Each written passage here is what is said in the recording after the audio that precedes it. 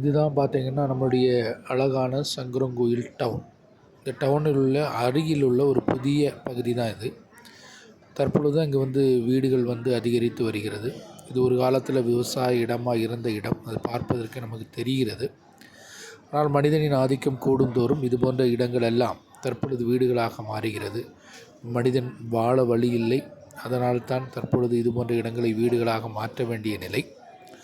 இருந்தாலும் மழைக்காலங்களில் தன்னுடைய இடம் தேடி வரக்கூடிய ஆறுகளும் குளங்களும் எங்கே என்று தேடி வரும்போது தான் பல்வேறு பிரச்சனைகளை, இயற்கை பேரழிவுகளை நாம் சந்திக்கிறோம். இருந்தாலும் நமக்கு வாழ வேறு இடம் இல்லை என்பதின் காரணமாகத்தான் இதுபோன்ற விவசாய இடங்களை அழித்து வாழ வேண்டிய நிலை. மனிதர்களுக்கு பல்வேறு கருத்துக்கள் இருக்கலாம். இருந்தாலும் மனிதனின் வசிப்பதற்குத்தான் முதல் முக்கியத்துவம் நாம் கொடுத்து வருகிறோம். அதற்கு உதாரணம்தான் இது போன்ற காட்சிகள். இந்த இடம் மிகவும் அமைதியாக, மிகவும் அழகாக இருக்கிறது. சங்கரன்கோயில் டவுனிலிருந்து அருகிலுள்ள பகுதி உண்மையிலே தமிழகத்தின் தன்னிறைவு பெற்ற பகுதியில் இதுவும் ஒன்றாக கருதப்படுகிறது.